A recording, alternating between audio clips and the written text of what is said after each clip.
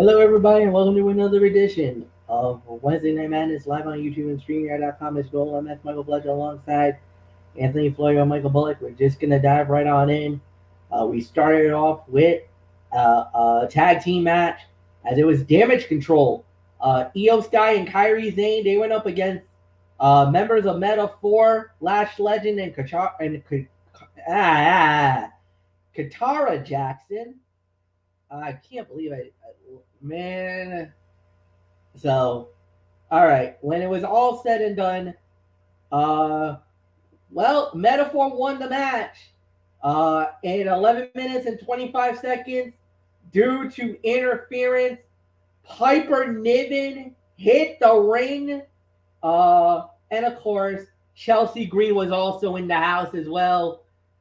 Michael Bullock, I know you were just like, we should have changed the locks when them two showed up. Well, guess what? They got through. They got into NXT.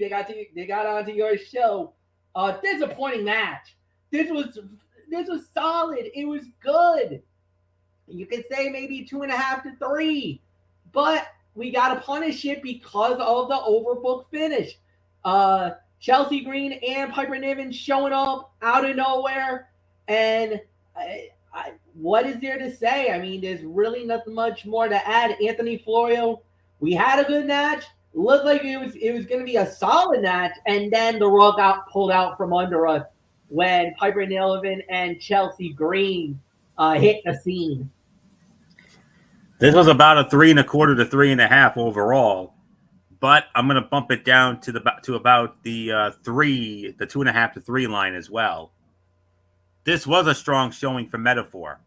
Lash Legend and Jakara Jackson remain a work in progress, but the regular tag team opportunities are paying out. It is a shame the ending was so flat. In an attempt to build more of the women's tag team division, no one got over by the close of this bout. Metaphor could have afforded a loss and still made a statement. Instead, Damage Control was made to look weak against an inexperienced competition, and Metaphor didn't even get the upset out of it. As a whole, this will likely help the division more than hurt, but the non-finish was still disappointing. Damage Control is over with the NXT faithful. The match started with an Io chant. When Kairi kicked in, she got a loud Kairi chant as well. And Legend showed off her strength early and often, including dribbling both of her opponents at the same time. So, 2.5 to 3, down from the 3.25 to 3.5 I was going to give it. But you got to bump it down to about the 2.5 to 3 line because of the overbooked finish. So, not much more to say. Michael Bullock, Mr. NXT, right on cue. Your thoughts? Yeah, 2.5 to 3. I was going to give it 3.25, 3.5, but the overbooked finish just took away from it. And I mean, for me, it's like, okay, why are Piper Niven and Chelsea Green here? What do they have to gain from this? I mean, from not only being up Lash Legend and Jakara Jackson, but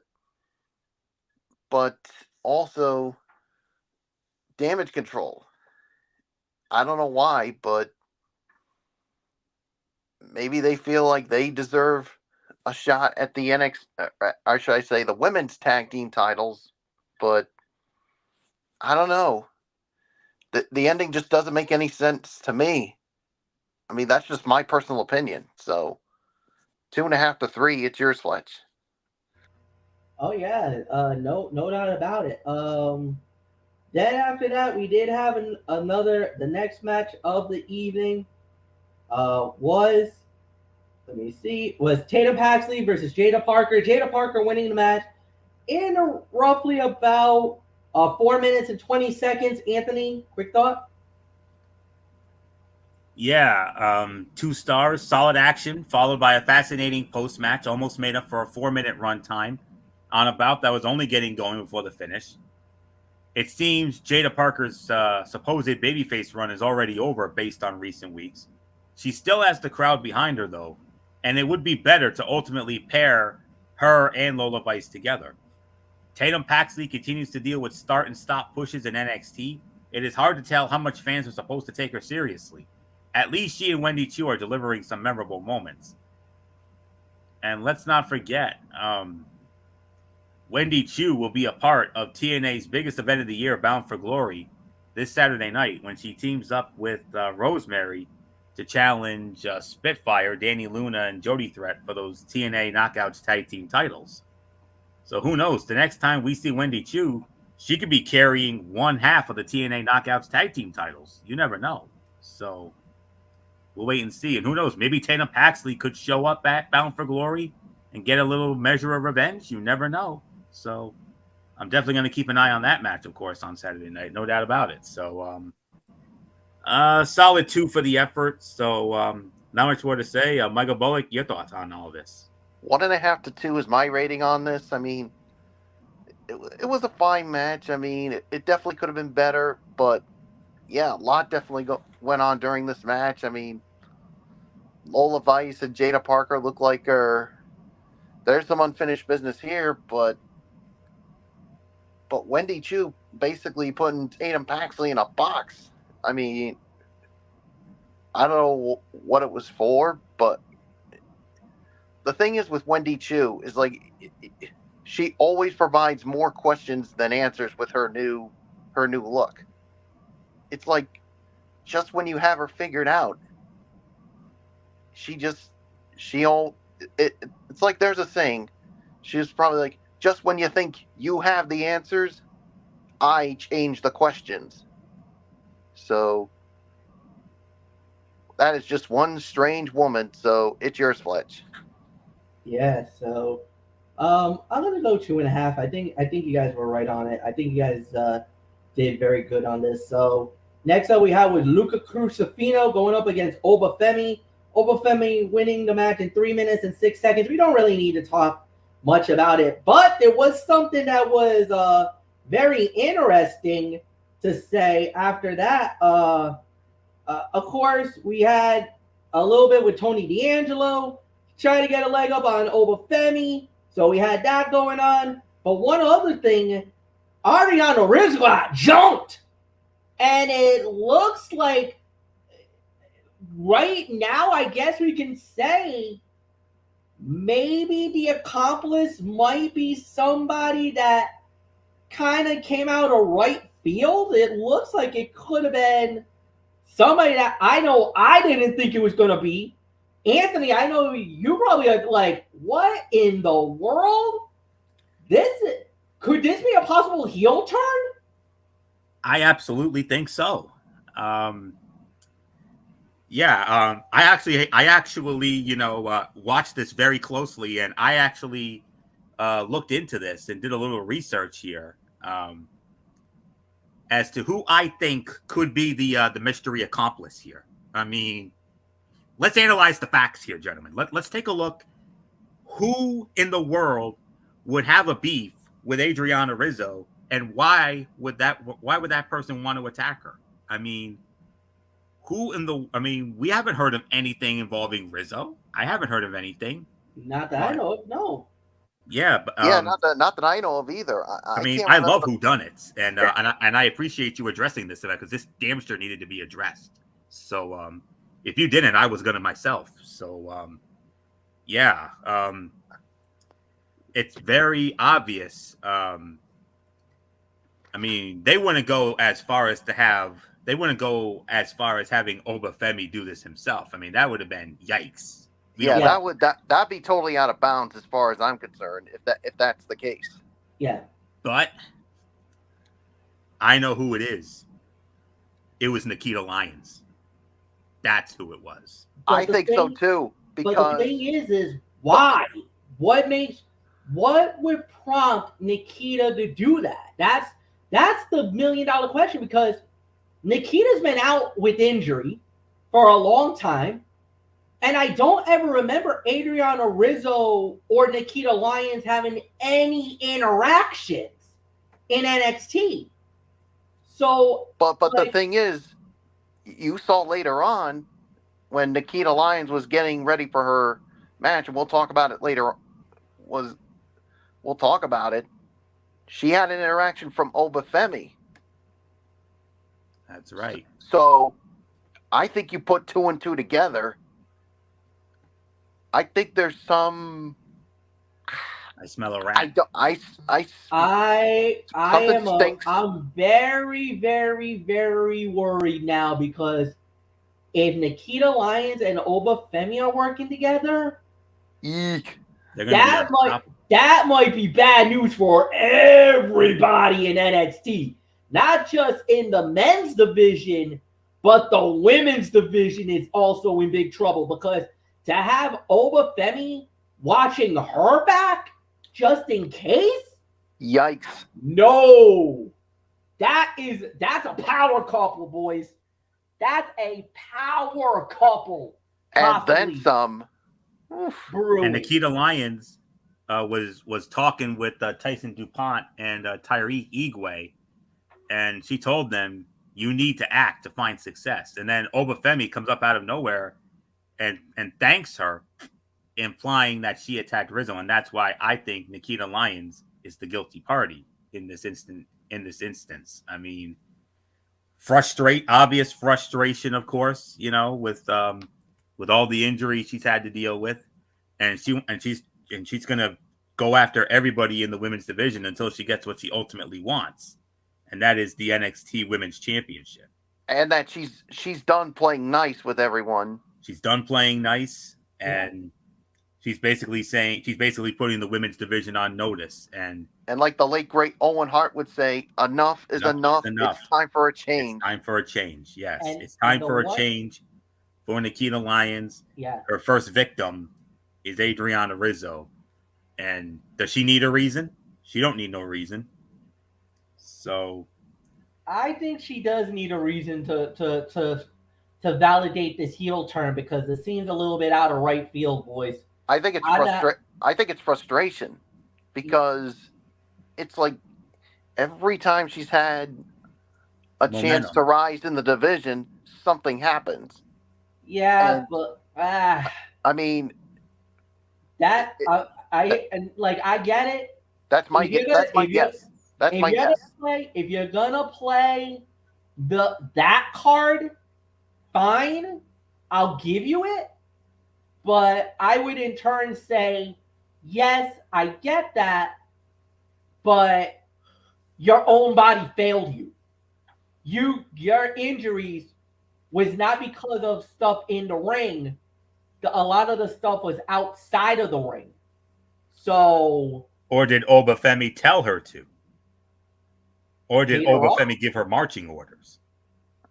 Now that I'll get to the family. Send a message to Tony D'Angelo and the family.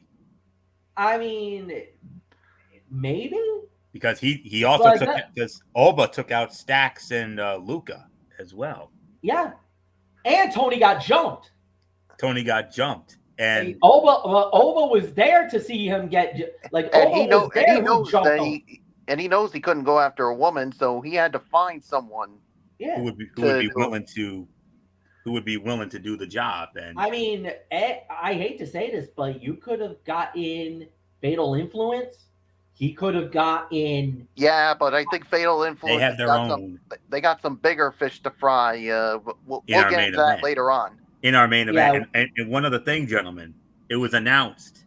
General Manager Ava made the announcement. She laid down the edict as to how this tables, ladders, and scares match is going to work at Halloween Havoc on Sunday night. Yes, there will be tables, there will be ladders, and all that other stuff. That's all encouraged and legal and whatnot. But it's not going to be under ladder match rules. It's going to be under pinfall and submission rules. So, but the tables and the ladders and all that other good stuff, they will be allowed. So pinfall or submission, those are the only two ways this match will end on Sunday night. So that came out earlier today. So another Talking Wrestling TXN exclusive for you folks. So yeah. So not much more to say on that. So obviously the match, there was hardly a match here, as the Ruler destroyed Luca Crucifino, and with a mysterious attack on Adriana Rizzo, D'Angelo is left with only Stax in his corner. However, it was a great segment, making this match feel hotter than just about anything else on the upcoming show. It's going to be an uphill battle at Halloween Havoc, which would make for a very dramatic title match. Unless NXT pulls out a swerve betrayal on the Don, Tony D must win somehow, some way. And Oba has been heavily protected. And NXT will need to rebound to a feud he can win after falling to the Don again. But bottom line, Nikita Lyons, that's your mystery attacker. There you go. Okay. So next up we had was Sol Ruka versus Carmen Petrovic. Sol Ruka soul snatched her. 409, but the thing was, it wasn't because of the soul snatch.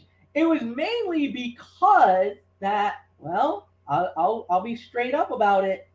Basically, her eyes were wandering a little more somewhere else. Carmen Petrovic eyes was wandering somewhere else. Looked like he was chilling out, saw with a lovely lady. They rolled out. Carmen's like, what the hell? What? Like, what? Wait, what? Next thing you know, kaboom! Soul snatched. Done. 409, Michael Bullock.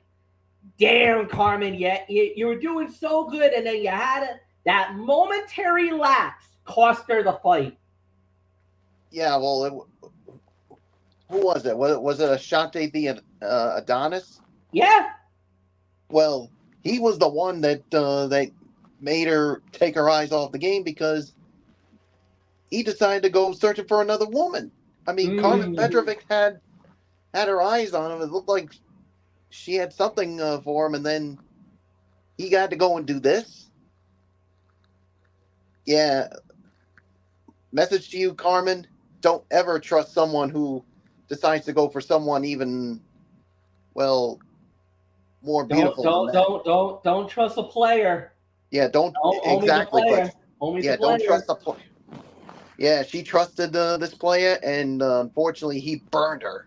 And Sol Ruka, well, she took advantage of it, and that's what happened. So, what was the time of the fall?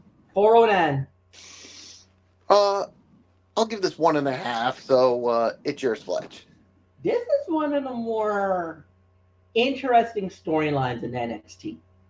Ashanti the Adonis being a homie, doing what he wants to do. You know, try to find the beautiful lady, trying to court them, whatever you want to do, whatever.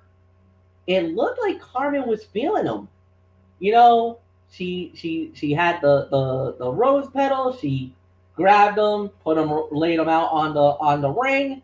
You know, trying to say like, hey, try to do some other things. We'll see how it plays out. Yeah, well, it did not work because it exploded right in her face. Because then he was there for the match. Everybody's thinking, okay, maybe there might be something there, and then the implosion happened.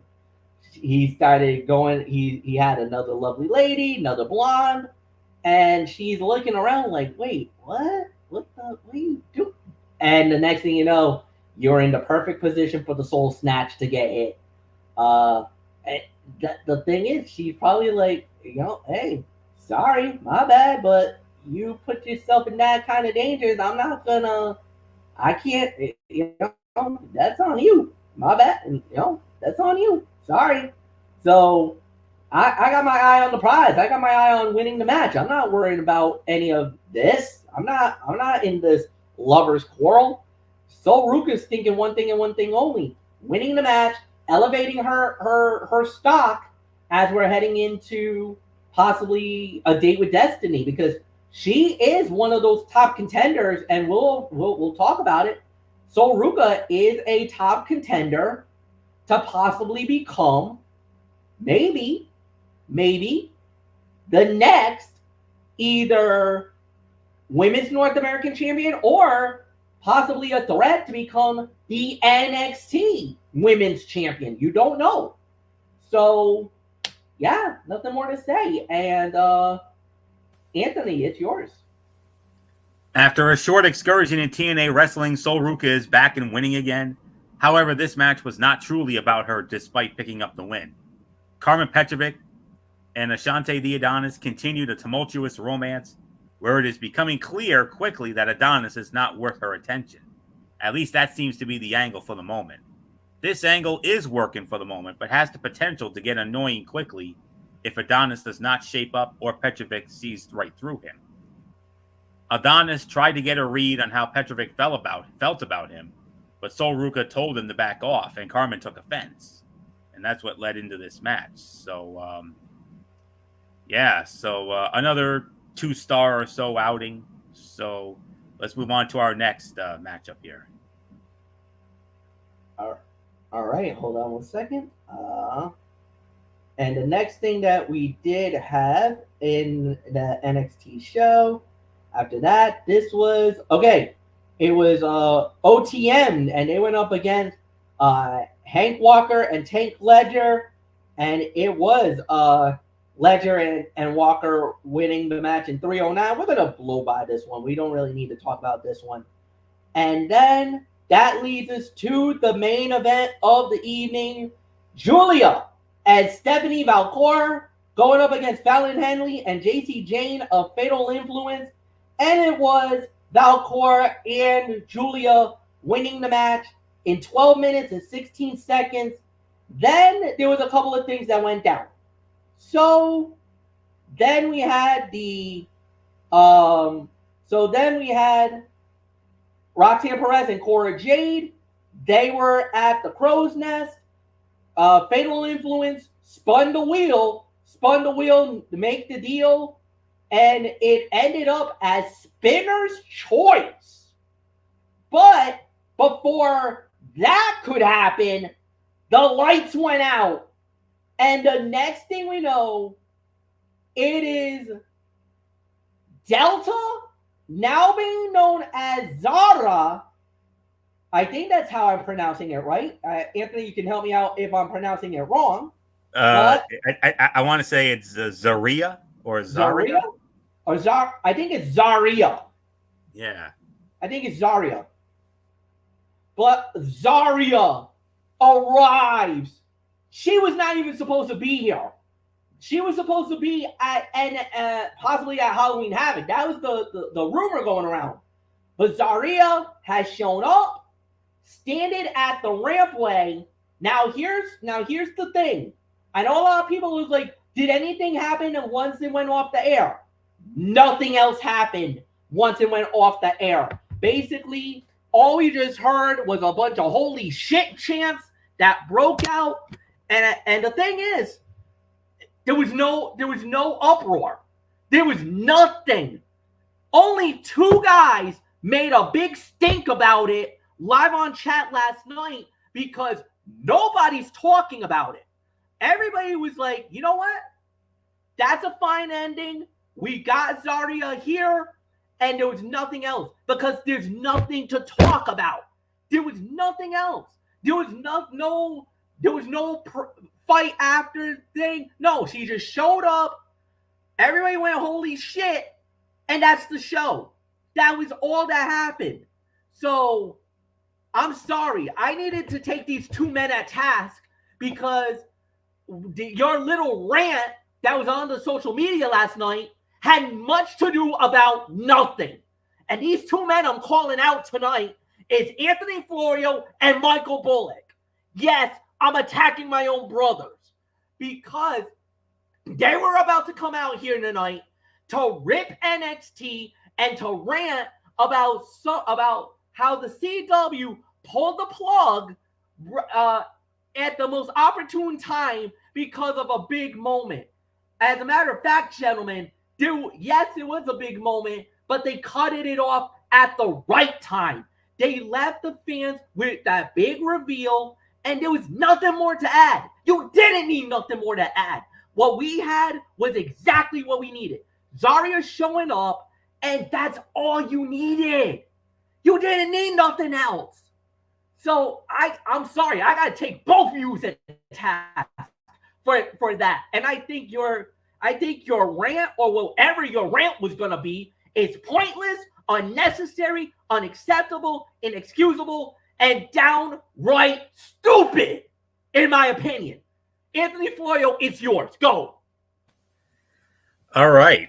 I reviewed it, but let me get to the match first. So, and then I'll take my punishment like a man. So, even with the best efforts of Fatal Influence, Julia and Stephanie Vacour picked up the big win. Kalani Jordan eliminated Jasmine Nix at ringside, and Julia and Vacour hit the G trigger into the package neckbreaker on JC Jane to seal the win. Fatal Influence spun the wheel for a spinner's choice match at Halloween Havoc. The lights go out, and Zarya appeared on the stage as the broadcast cut out. Julia and Vacour signings did not just add top stars in NXT women's division, it also gave the division veterans to work with that can elevate the roster around them. This was clear in a tag team match that made Fallon Henley and JC Jane look fantastic in defeat. Fallon Henley and JC Jane are far from rookies, but they have rarely worked with talent that move at this speed and hit this hard. This was by far the fight of the night. It was more competitive than expected, which was for the best. Fatal Influence passed an important test with flying colors. And NXT aired a video package for Julia and Vacour that highlighted their journey from enemies to friends. And Fatal Influence, Roxanne Perez and Cora Jade bonded over their hatred of NXT newcomers coming for their spot. Julia and Vacour ran into Damage Control backstage. Sky and Julia gave knowing smiles playing on their history. And Fatal Influence refused to tell Kalani Jordan who would face her at Halloween Havoc. But man alive, I know I went off last night, and basically I jumped to conclusions. And one of the things, if you're gonna make it in a business like this, if you're gonna be, if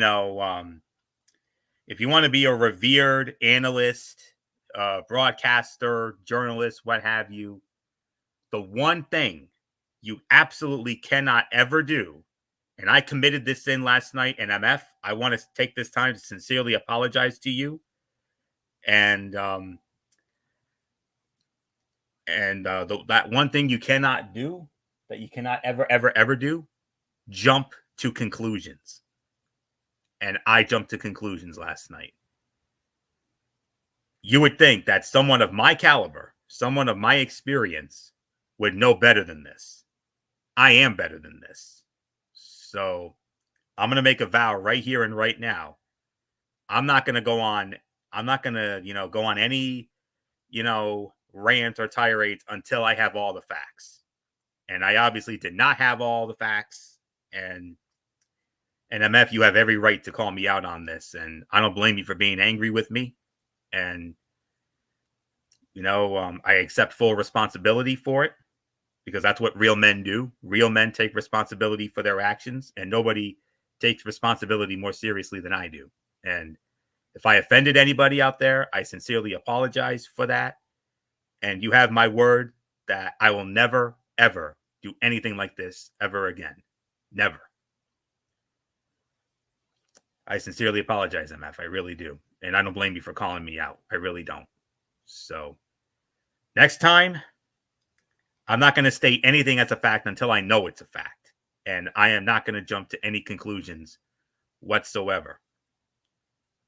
And Bullock, I hope you will too, because we're better than this. So excellent match though. 3 1/4, 3.5 stars.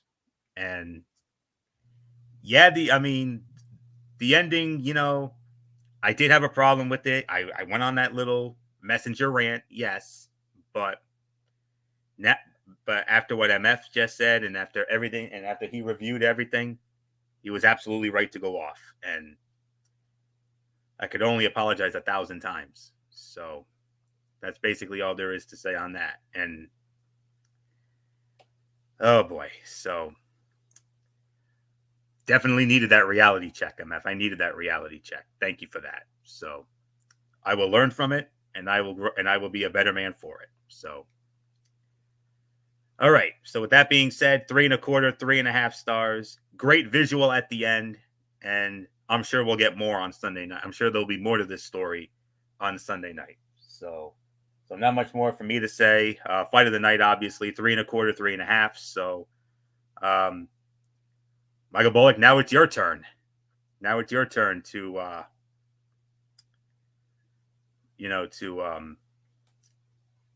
because we both made the same mistake. We both jumped to conclusions, and that's one thing we can never do in this business. One thing we can never do. So 3 1/4, 3.5. Bullock, if you're ready, your thoughts on the main event and that visual at the end. Delta Zaria, Delta Brady's here. Big question is where is this going to lead to come Sunday night? I don't know. So, Bullock, are you there? Well, maybe he stepped away or something. I don't know. But MF, why don't you just take it first in there? That's fine. Look, I'll call it fight of the night. 3.5, 3 3/4, 3.5 stars, definitely. The match was great. And the thing was that, like I said, I didn't see it because I heard about, Delta debuting because work commitments beyond my control. But I got back and I reviewed it, and I'm like, and I heard what you guys were saying, and I'm like, okay, let me review this. I saw it, and I'm like, wait a minute, there's nothing wrong with this. What the heck? And I go online to see if anybody made any conclusions, like was there any freakouts, and there was no freakouts. So it wasn't. I had nothing from social media because remember the last time when we had it, which was the Dominic Mysterio when Rhea Ripley returned, the mommy's home thing, and Raw went off the air, and we got caught in the middle, and then I was like, no, there was more to the story, and I revealed it. Or when Dom and Liv had that makeout session, we freaked out. We're like, wait a minute, we missed that. What the hell? And those were the times where we absolutely just blew a gasket and went after WWE, rightfully so, because WWE pulled the rug out from under us. This was one of those cases where the rug was not pulled out.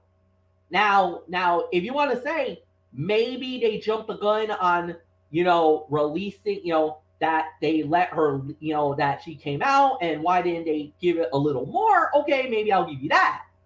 But then I found out there was nothing else. There was no other rants. There was no other things. There was nothing that happened at the end of the show. Like I said, the only thing that we probably got was a whole bunch of holy shit chants, which, okay, maybe it was good that the CW did not have that, because I don't know if you're even allowed to say holy shit on network television. Most likely not. So I think that's the only thing that kind of, that maybe it was a good idea that CW cut the feed when they did. But other than that, I had no issues with it. And that's when I saw what Anthony said. That's what Michael Bullock was saying. And I'm like, wait a minute, you guys are out of bounds. I'm not going to, no. So, and it was stewing in my head all day, because I knew that it was possible that a rant was possibly. So that's why I opened fire to try to nip it in the bud. Not, but you can easily double down on it, say whatever you want to say. That's your prerogative. This is a free country, ladies and gentlemen. The First Amendment definitely is alive and well on this show. We're not going to censor anybody or anyone for any goddamn reason. You wanted it to go at it? Have at it. I put my 2 cents in it. So that's all I'm going to say about it. Hey, Bullock, if you're back in, I definitely would love for you to give your thoughts about the main event. If not, then we could definitely move on to the overall review. And Anthony, you would lead off on the overall review. So, Bullock, are you back, man? I'm thinking no. I guess not. All right. So, go ahead. Anthony, yeah. Give us your thoughts. It's all on you now. Absolutely. NXT delivered a fairly standard show with days before Halloween Havoc, clearly rushing to put the final touches on the key matches. All Ego, Ethan Page, and Trick Williams tried to deliver something special, but it did not feel like either man was ready to cut the hard-hitting promo the feud needed. Julia and Stephanie Vacour stole the show, delivering a great TV match with Fallon Henley and JC Jane that took nothing away from the heels. Roxanne Perez and Cora Jade, though, barely appeared live. Kalani Jordan versus Fatal Influence has been a feud for months, yet the final build to the Women's North American Championship match was rushed and overshadowed. Oba Femi and Tony D'Angelo have set the stage for a huge blow-off match, thanks to a simple story executed perfectly in the last month. As a whole, Halloween Havoc looks like a good show that could have used at least one more week of build to be great. This night of action was forgettable beyond the PLE setup, including a poorly booked Damage Control appearance. And to put the whole Delta Zaria thing to bed, the reason why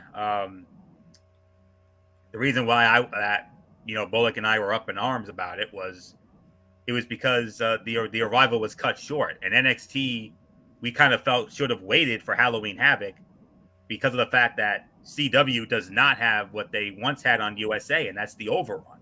So that's the only reason why. So, but just wanted to get that off. But still, I still apologize for not having the facts and jumping to conclusions. So, and you have my word, MF. You have my 100% word that I will never do anything like that ever again. Not until I have all the facts, at least. So, I will do more. I will do better in that regard. So, all right. So once again, I don't know what to put. I don't know how to rate this because a lot of average. We had it was a vintage 2.0 show. Honest to goodness, not what you need. This is not the kind of show you should be putting out for a go home show. So there were only 2 good matches, and they were bookended. First match was good. Second match was great. But the other matches in between, vintage 2.0 style matches, 3 to 4 minute matches, those are not going to cut it. So that's why I can only give this in excess of 5.5 to 6 out of 10 for me. So I'm sorry. So 5.5 to 6 for me. I don't know if Bullock's back in yet. We'll get his thoughts if he is, or if not, then MF, you just take it for a spin. All right. Mike? Bullock, are you there? Nope, not yet. Not yet. All right. 5.5 to 6, no doubt about it. I think we can just move right on along with this one. Now we go into AEW Dynamite, and we started it off with Sammy Guevara going one-on-one. Let me see if I can find it. Yep. With Sheldon Benjamin. Sheldon Benjamin winning the match in 10 minutes. Solid opener, good match. Easily 3 stars. I thought they did really well. I thought it was very good action. Great way to start the show. Nothing more to say. Anthony, it's yours. 3 to 3.25 for me. While the Spanish God was able to get in a little offense now and then, this was a performance designed to make Sheldon Benjamin look like a dangerous competitor, and they succeeded. Guevara is a great high flyer, and Benjamin is a talented all-around performer. So they put on a fun show for their first ever singles bout. The former TNT champion played a valiant underdog with a lot of support from the crowd, and it made Sheldon's win that much better. And the first suplex from Sheldon Benjamin was nuts. He sent Guevara high into the air, and then Sheldon did a good job catching Guevara after he almost came up short on the tope suicida. So very solid opening match. Another great performance from Sheldon Benjamin. 3 to 3.25 stars for me. So until Bullock comes back in, I'll just hand it back over to you, MF, for now. All right. And the next thing that we had, well, unfortunately, we had a cutout here, which is very rare in AEW, but we did have a cutout. Brian Cage and Lance Archer versus some local guys. Cage and Archer winning the match in 44 seconds. Then we had the ladder war for the Ring of Honor World Title. Mark Briscoe versus Chris Jericho. Winner of the bout in 16 minutes. And new Ring of Honor World Champion Chris Jericho. Anthony Florio, history was made, unprecedented crowning. Chris Jericho is now a 2-time Ring of Honor World Champion. 9-time overall. All right. Yes, now, in this iteration of Ring of Honor, yes, he's now a 2-time champion. But like you said, 9-time overall. Yes, sir. Okay. This was contested under Ladder War rules. MF, you've seen a few of these in your day. Oh, yes. And especially with Mark Briscoe. I mean, with the Briscoe brothers and the whole nine. And I'll tell you what, this was my first time ever seeing one of these matches. I will admit it was an experience for me seeing one. And let me just set it up here.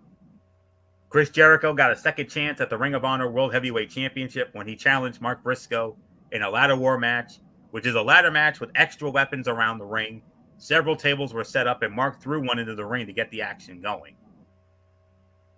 Pro wrestling has had some iconic ladder matches across all companies, so it's tough for any of them to stand out anymore, especially if part of it is only visible during a picture-in-picture break. This was a decent ladder match, but the way it ended is going to leave a bad and sour taste in some people's mouths.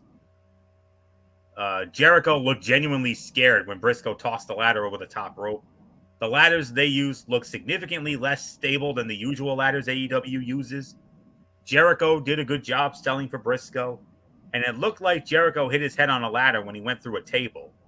So, yeah, but at the end of the day, it was Big Bill. Big Bill came out. He chokeslammed Mark Briscoe through 2 tables at ringside after Rocky Romero had chased off Brian Keith.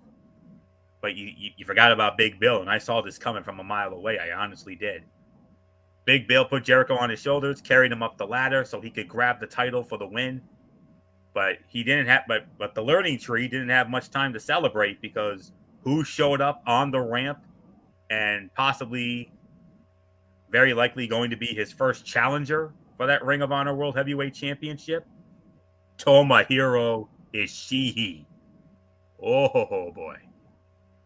Now that's a tough first challenger right there. So the Iron Pitbull. Yep, you know him a lot better than I do. Even though I've seen him work before, not just AEW, but he did some work for TNA as well. So I know a little about him, but you know a little bit more than I do. But I would have given this about 4 to 4 1/4, but I can only give it about 3.5 to 3 3/4 of a star because of the finish there, the clunky finish there. But other than that, like I said, this was an experience for me. I'd never seen a ladder war before. Very interesting to say the very least. So like I said, 3.5 to 3 3/4 of a star. If not for the interference, I easily would have given this 4 to 4 1/4 because this was a really fun ladder war. So 3.5, 3 3/4 for me. So MF, I mean, I know it's probably not the greatest ladder war you've ever seen, but you've seen a lot of these, and you know these matches a lot more than we do. They did a good job. They did a good job with the ladder war. I thought they did a very solid performance. There's really not much to say. Unfortunately for Mark Briscoe, this does end his reign at 201 days as the Ring of Honor World Heavyweight Champion.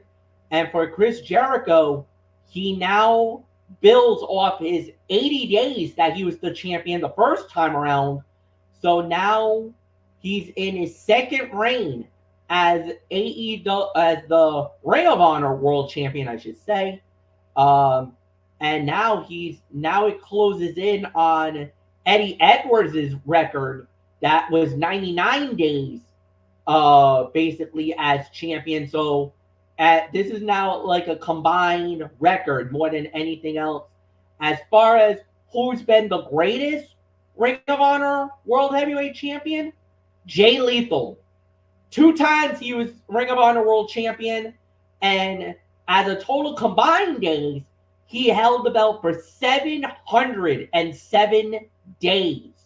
he was one of the greatest ones of them all. And if anybody wants to go for the greatest singles run of all time, Samoa Joe. 645 days as Ring of Honor World Champion. That's the only man that's held the belt longer than any man as for one particular reign in the history of the company. And then as far as who's been the greatest Ring of Honor champion of all time, Adam Cole, baby. 3-time champion, total combined of 445 days. So, with that said, we now move on to continue on our show. Bullock, are you back, man? Are you back, bro? I'm guessing that is a no. No. All right. All right, hang on a second. I got a little bit of a pop-up that I needed to get rid of. Don't want to get copyright hit on that one. All right. So with that said, let's just move right on along. And that is, next up we had was the House of Black. They had a 6-man tag team fight. They actually won the match in 2 minutes and 13 seconds. We're not going to talk about that. Queen Aminata versus Camille. Camille winning the match in 8 minutes and 23 seconds. Solid match again with Camille winning the match. Chris Statlander does show up to walk out and confront. And it actually Stat and Camille kind of got face to face, eye to eye, and Mercedes Moné basically was like, "No, we're not gonna do this. This is not gonna happen. Screw that." Camille and Stats went at it. They started throwing down. They brawled, and that is the moment where I'm like, "That's what you need, AEW." Finally, you woke the F up. You let these two go at it, and I'm now clamoring for a Chris Statlander Camille match. 1-on-1. Let them go. Just let them fight, because these two can actually go. And finally, they're using Camille correctly. That was the one thing that I think was one of the biggest criticisms we had of AEW, was that they weren't using Camille correctly. They didn't know what the hell they were doing with her. And it almost made us wonder. I was like, what the hell, guys? Camille, you're better off in WWE if this is what you're going to get.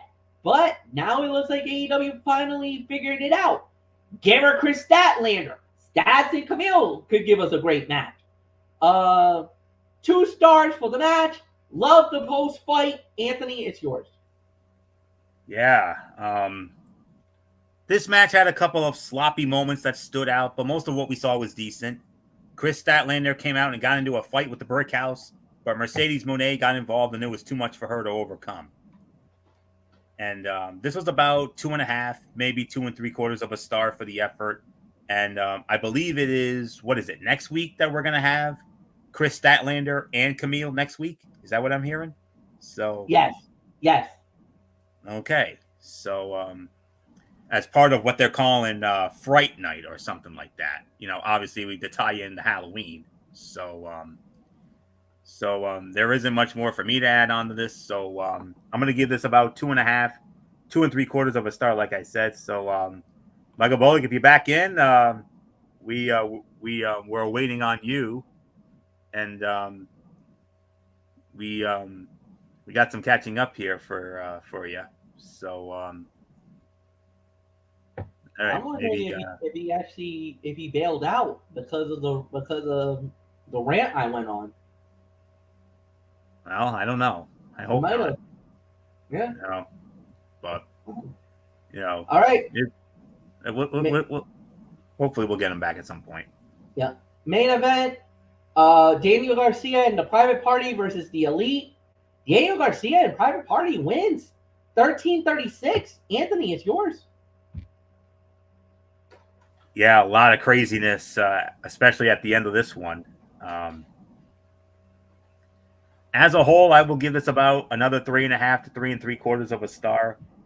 This match got started about 10 minutes before the top of the hour, but the announcers made sure to let us know there would be an overrun. The bout was interspersed with shots of several wrestlers waiting for Jon Moxley to show up at the arena, so there was a sense that something unexpected may happen. Daniel Garcia and Private Party were able to secure the win when Isaiah Cassidy rolled up Matthew Jackson. Zay asked for a rematch for the World Tag Team Championships, and they said if they lose, then Private Party would disband forever, and the Young Bucks were like, okay, you're on. We accept. But then after that, Claudio Castagnoli and Wheeler Yuta attacked Private Party while Mox dragged Chuck Taylor to the ring. I guess Chuck Taylor is working as a producer now, I guess, because his in-ring career obviously was ended early this year at the hands of his former partner, Trent Beretta. Orange Cassidy was too late to save Taylor from having his neck stomped in a chair. And the stalemate sequence with the Bucks and Private Party was fun. Stokely Hathaway was watching from the crowd, and the way Zay bounded off the ropes into a powerbomb was awesome. Another one of the fights of the night for me. This was about 3.5 to 3.75 of a star. So a very good main event. A lot of nuttiness at the end. I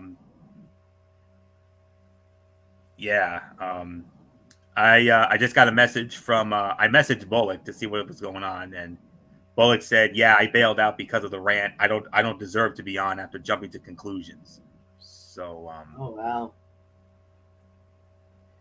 Yeah, taking it hard. So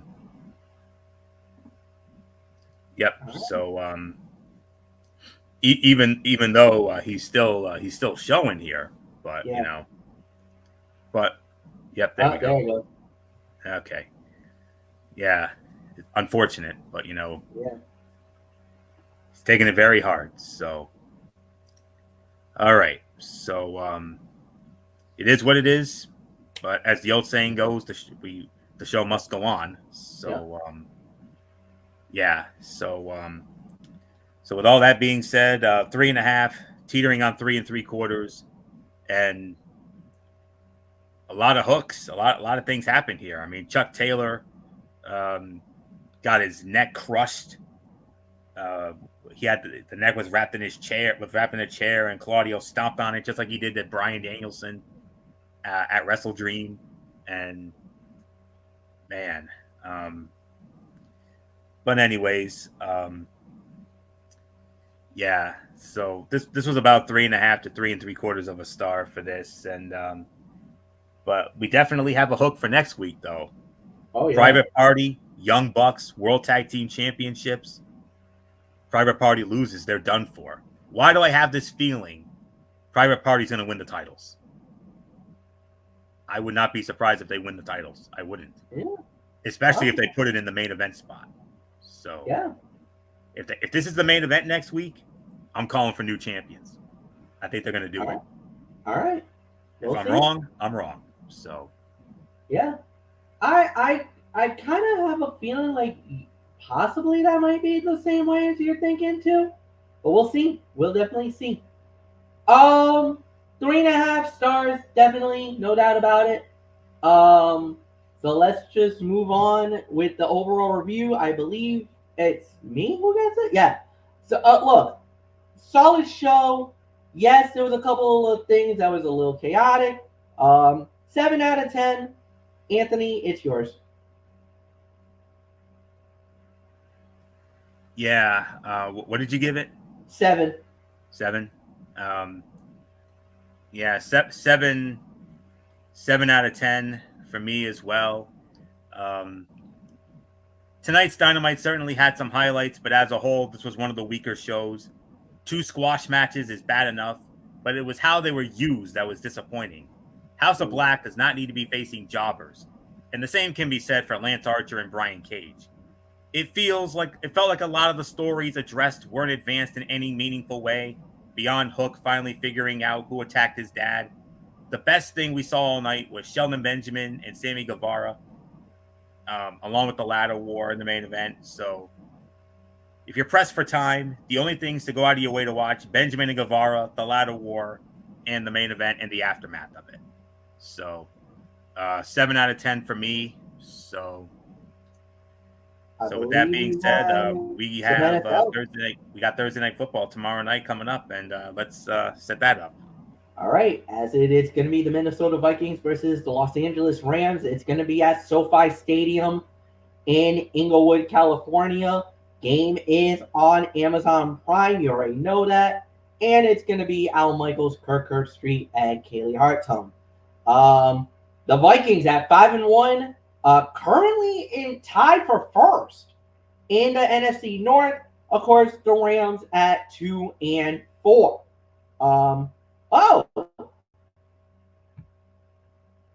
Mikey, welcome back, brother. What's going on, man?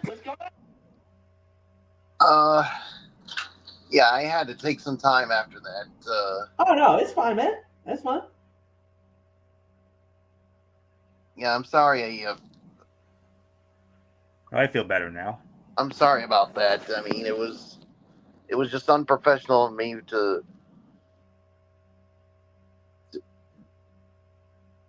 be like that. No, it's okay. We're not still as one of my favorite all-time hosts once always said, Jim Perry. He always said, "You're amongst friends, brother. You're amongst friends." Yeah. Are we still on? We're still on the air, bro. Yeah. Absolutely. All right. Yeah, I guess I got a lot of catching up to do. We got some NXT. We still got to catch you on NXT, and we also got to catch you on a whole slew of AEW stuff. Where we actually got to the overall review, and then we were about to get into the Thursday night game. So let me rapid fire this on you then. Where did we get on? It was the main event of NXT. All right. Yeah, the main event. I think you guys gave it 3.5, right? Yes. Yeah, I'm gonna give it the same too. All right. I'm not gonna really. I mean, yes, it was surprising to see Zarya, but in just my personal opinion, just to put the whole thing to rest, I think they should have saved it for Halloween Havoc, because you've seen with the promos, you saw where it said Halloween Havoc. That to me, that's my only issue with the whole thing. Yeah, fair enough. No, absolutely fair enough. I mean, they should have. I mean, I get you're going for the element of surprise. I get it, but if you're promoting her to be in Halloween Havoc, then you should have had her debut then. So that's just my personal opinion on it. So no, and I think that your personal opinion is valid. I mean, that makes sense. That absolutely makes sense, because they were pushing her to debut at Halloween Havoc. You remember her punching through the Halloween Havoc wall. So definitely, it sounded like it definitely was going to be there. But I think this is also, and I'm going to be very honest with you boys, I think this is probably also a ticket grab to promote that, hey, she's going to be there now. Come and get these tickets. They're going to be going fast. Now you might have a chance to see Julia, Stephanie Valcor, and Delta all in the same arena, all at once. Like, yeah, you're but giving the thing NXT. But the thing is, do you really think they're going to want to buy tickets after the way this show went last night? Which I hate to say, it was a letdown. You know, a lot of the times, Bullock, here's the thing. A lot of times the regular shows are always letdowns, but you notice that their pay-per-views are always better. Every time they do one of these PLEs, they actually deliver. So I actually kind of feel like no harm, no foul. And I think once we get to Halloween Havoc, I think they got it. I think they'll be just fine. Even though tonight's show was a version of NXT 2.0, which Anthony did allude to, and I do agree with. Yes. I mean, it seems like ever since those first 2 episodes of the NXT on the CW, I mean, which we thought were good, it's it's pretty much, and I hate to say this, back to reality, and that's I what agree. I think it is. I agree. Yeah, I agree. All right. Yeah. So I'm sorry, Flora. What did you guys give it? I think we both gave it 6. I know Anthony went. I think he went 5.5 to 6. I went straight 6. I'm sorry. I think your 5.5 to 6 is a little too generous. Not too much, but just a little bit. I'm gonna say a 5. I mean, Okay. you only had 2 good matches, and everything else was pretty much blah. That's all I'll say. Okay. Fair enough. All right, let's go into AEW quick on a rapid fire, and we started it off with Shelton Benjamin versus Sammy Guevara. Shelton Benjamin winning in 10 minutes. I'll give this about 3.25 stars. Okay. The second fight, we totally did bypass it. That was Lance Archer and Brian Cage. They won in 44 seconds. We're not going to get into that. Let's not bother with that. Yeah. Ladder War for the Ring of Honor World Title. Chris Jericho versus Mark Briscoe. Jericho wins the championship in 16 minutes. I was going to give this a 4, but I'm bumping it down to 3. I'm giving this 3.5 because of the overbooked finish. And I get it, Chris Jericho, he finally grabbed the title, but Big Bill helped him out. And I know people are going to be like, oh, no, I'm not going to start anything like any controversy or jump to conclusions like that. So, what were you going to say? Well, what I was going to say is it's supposed to be Jericho by himself taking the title. Yeah, you know what? That's a really good point. Remember, okay, just to be quick, remember the women's Money in the Bank? Yes. When James Ellsworth, Dee Woodson brought it up. And she went off. Like, she went explosion on us. And we all kind of thought about it, and then we're like, wait a minute, yeah, that actually did happen. So yeah, when Zach Dowling grabbed, I think we might have another situation, boys. Yeah, I mean, I was gonna say that, but I didn't know what kind of a reaction I was gonna get from that. That's why it was being. You're being very protective, but the thing is this: unfortunately, in ladder wars, it is no DQ. Anything goes. Other weapons can be used. But the thing is, there's never a fine line of when a person grabs it, because we've never had, and I'm going to even admit it, this has never happened in a ladder war. Every ladder war that I've witnessed, that particular individual has always gone and grabbed a belt or whatever. So I think this is the first time that I can remember where somebody else, other than the two competitors, grabbed the title and then tossed it down for somebody else to claim the title.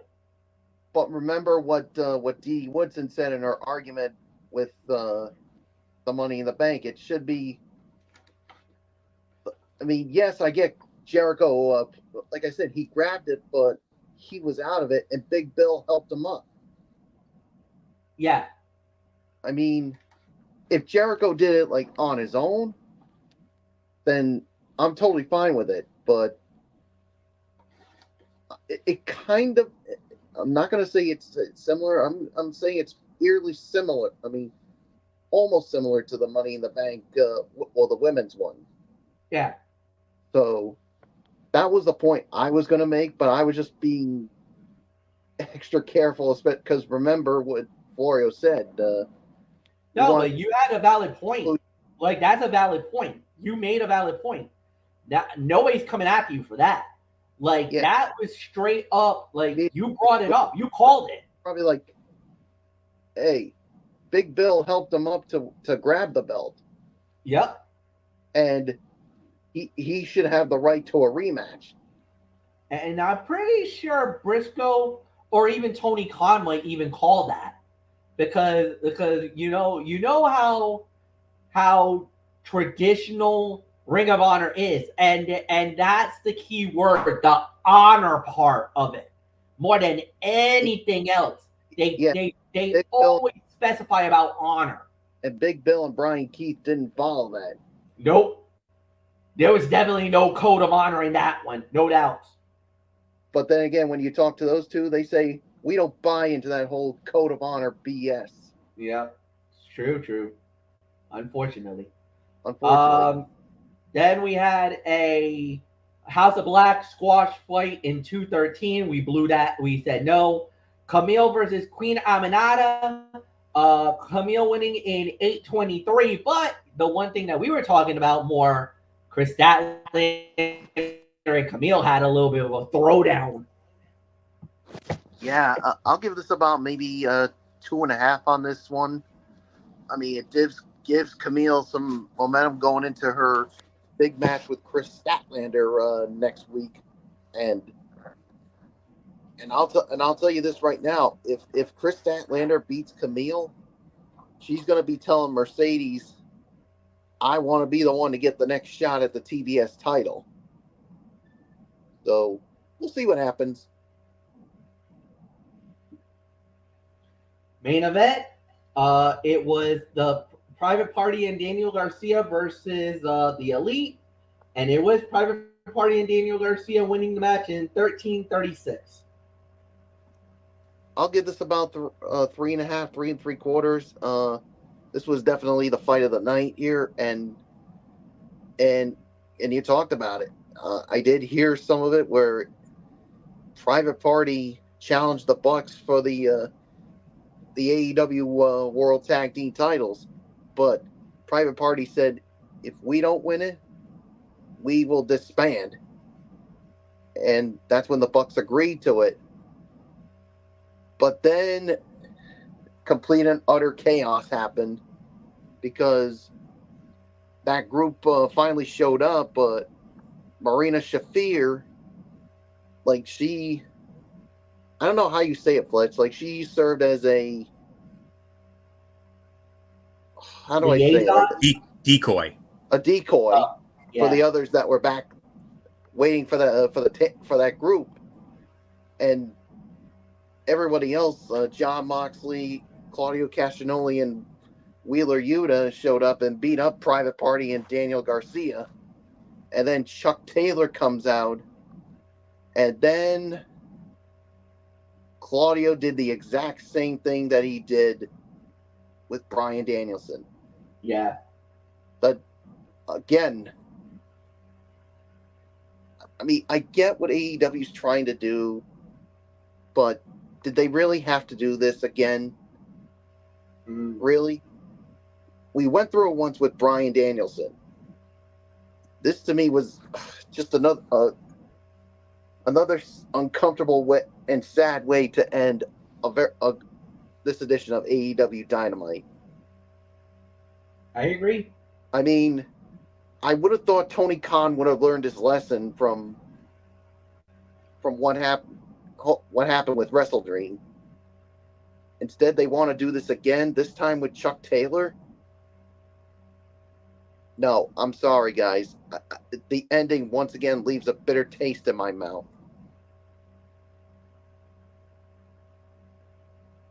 Sorry. All right. What was the rate? What was your official rating? Because we were giving it. I think Anthony, where did you go? 6.5. No, I gave you set. I agree with you in 7. Oh, 7. That's right. We went 7. It sounds like Bullock, you're about to go lower. What say you? I'm going 6.5 here. Okay. I mean it was still a good show, but again, it's just that ending that just really rubbed me the wrong way. I mean, I would have thought Tony Khan would have learned his lesson from the way people called him out at Wrestle Dream for the. I get you wanted to write off Bryan Danielson, but the way they did it was totally out of bounds. And this had the same feeling again. Yeah. So And And quite frankly, actually, I cannot disagree with that one. I can't disagree. I'm trying to think of something maybe to try to combat what Bullet just said, and honestly, unfortunately, I got nothing.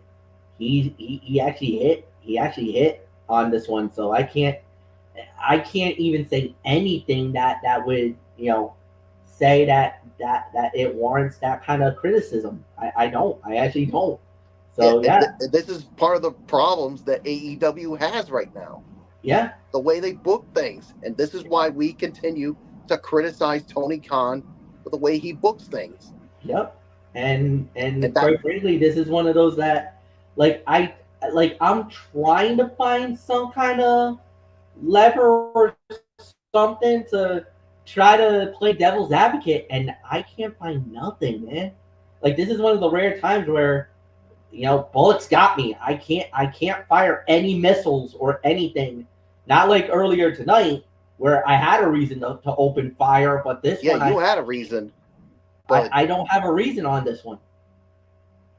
yeah, I mean it's just, and this is why AEW's ratings are down because of things like this. And actually, I stand corrected because JD from NY just opened fired on AEW again. Yeah. It's like I guess, it was I like guess right on cue. Yep. Anthony just confirmed it on a private chat, saying that JD from NY is unleashing hell on AEW again in his latest review video. So he's scorching the earth on him again. And you want it. And on this case, this is what you were talking about, alluding to Michael Bullock, and I think it might be because of that close at the end, that open fire. Yeah, and like I said, and this is why AEW's ratings are down, Mm-hmm. and why WWE continues to be on the rise. Yep. And I'm going to make it perfectly clear, right here, right now. I know I've already said it. I'm going to say it again. I am not. Repeat. I am not going to AEW Collision when it comes to Providence.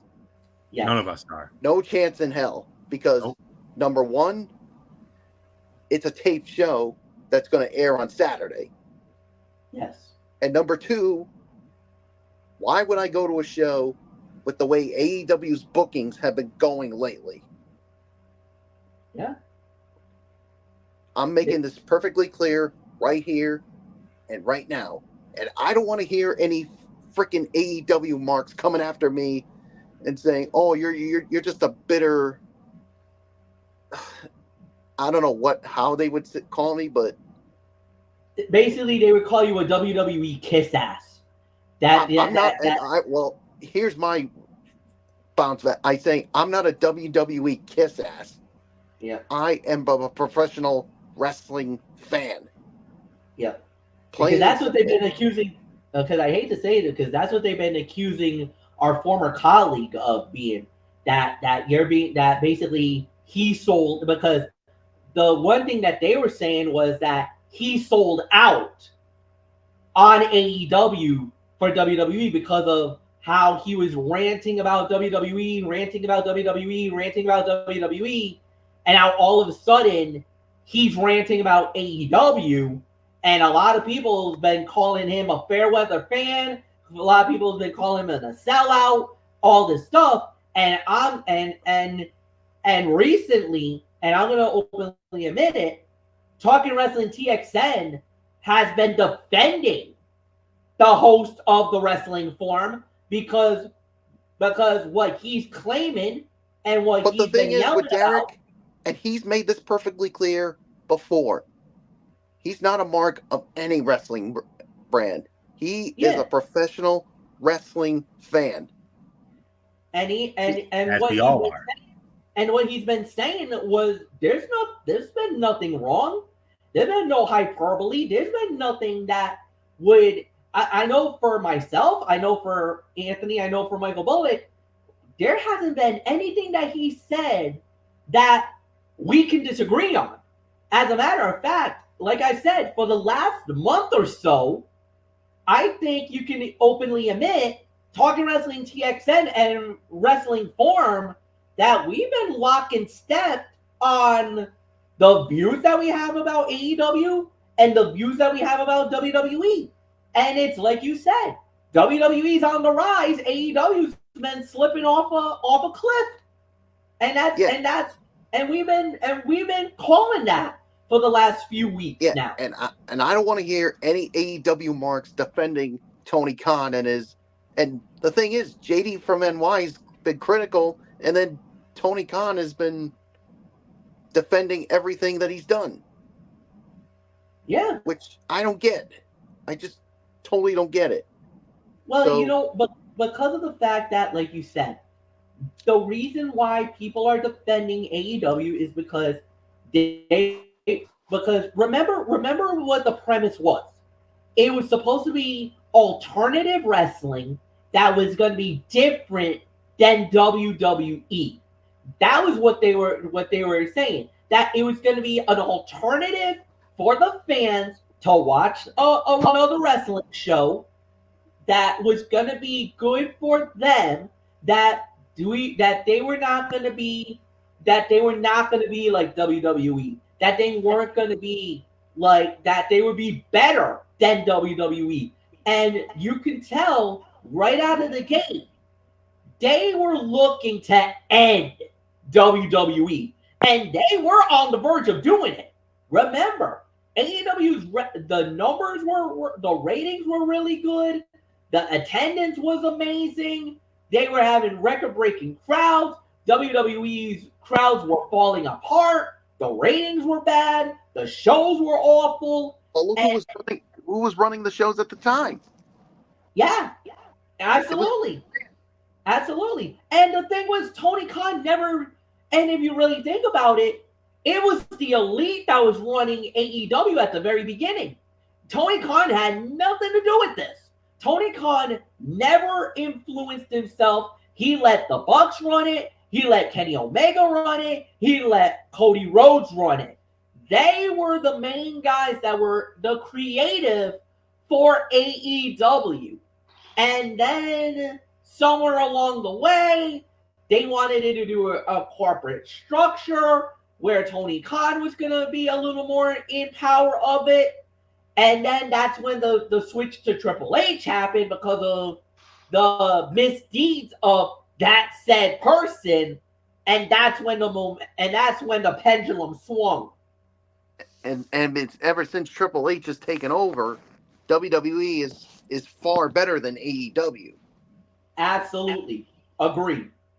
I mean, no arguments on that. Yeah, so if any AEW fan, or Mark, I should say, has a problem with this, well, too damn bad. Yep. All right. So now let's get into. I think we're doing two. Are we going to do two previews here? I think we're only doing one tonight. I think we're doing the other Vikings. I think he's thinking about tomorrow night. That's what he's thinking. Yeah. Yep. That's what I was thinking.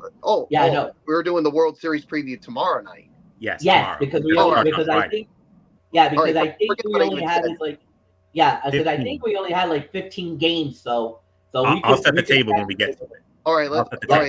Let's quickly get into Thursday night. Minnesota Vikings, Los Angeles Rams.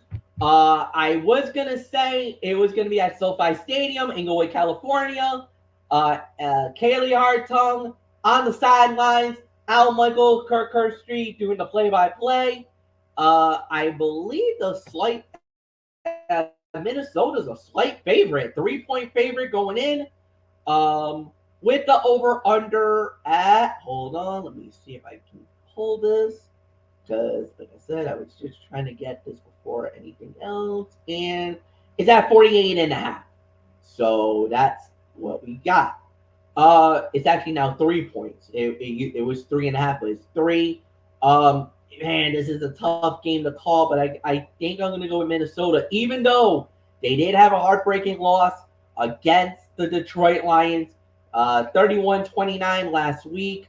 And then, of course, the Rams coming off a win over the Las Vegas Raiders, 20-15. man, this is going to be a tough game, but I kind of feel like Minnesota's going to get the bounce back. I think they're going to win this one. So, Anthony, it is yours. All right. Yep. The spread is exactly the same. 3-point spread for tomorrow night. The Minnesota Vikings and the Los Angeles Rams, SoFi Stadium in Inglewood, with Al, Herbie, and Kaylee there. And I also have 3 on the spread. Minnesota leads the all-time regular season series 22-16. It's 22-16 with 2 ties. Their last meeting was 2021 in Minnesota, and the Rams won that game 30-23. The last meeting in LA was 2018, and the Rams also won that one 38-31. Vikings last beat the Rams in 2017 in Minnesota 24-7.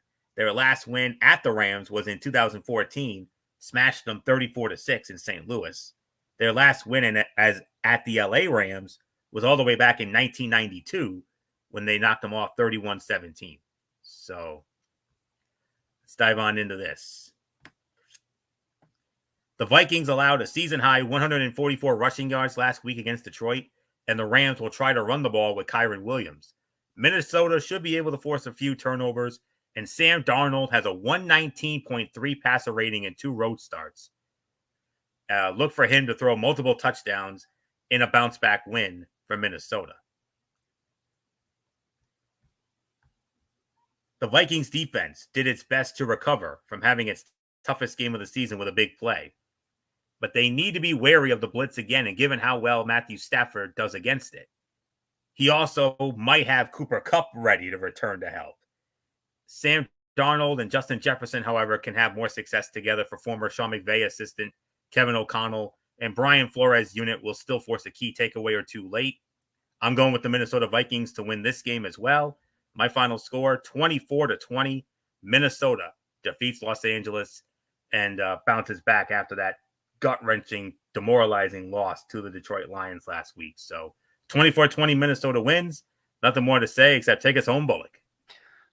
And I definitely will. I got the Minnesota Vikings winning this one as well. I think they're going to bounce back after that demoralizing loss to the Detroit Lions and get back on the right track. So with that being said, Fletch, let's put a ball on it and let's bring in Florio to set up the future content. Anthony Florio, spill it. Okay. 10:30 tomorrow night, right, MF? For the start time?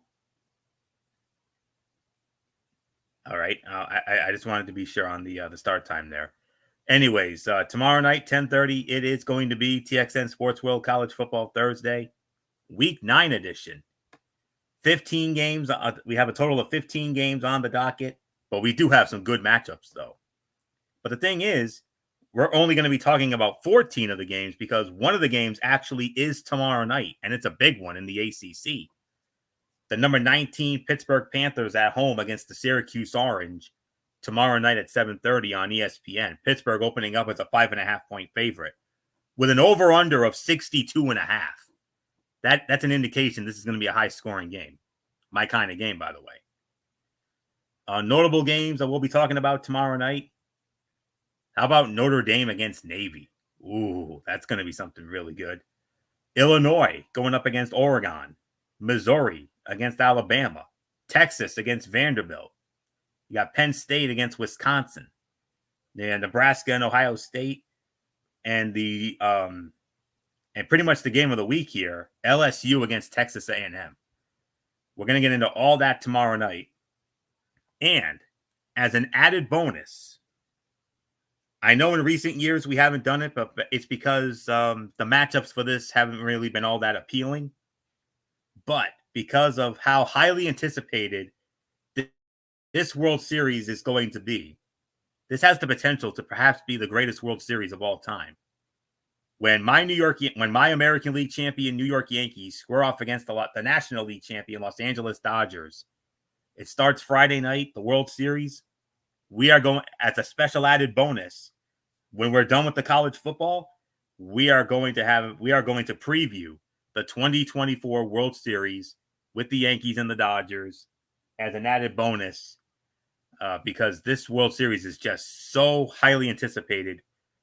I strongly feel that we cannot ignore it. The last couple of years, yeah, I can understand that. But this time around, we can't ignore this. This is way too big.